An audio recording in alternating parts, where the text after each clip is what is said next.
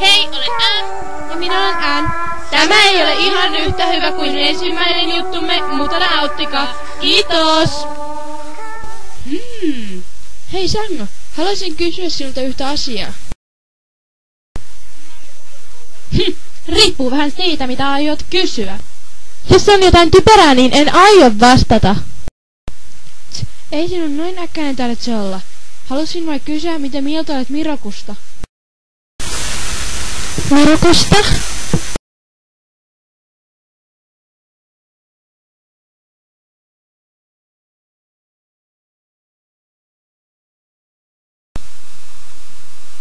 No jaa, se on vähän niin ja näin. En oikein tiedä. Kerro vaikka mitä hyviä puolia hänessä on.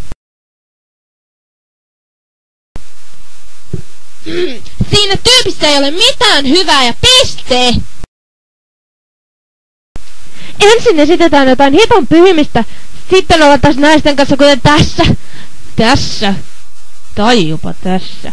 Se viimeistä noista varsikkoa sieltä. Ole pahoillani, Sango. Et jätä minulle muuta vaihtoehtoa. Onnistuinpas! Älä.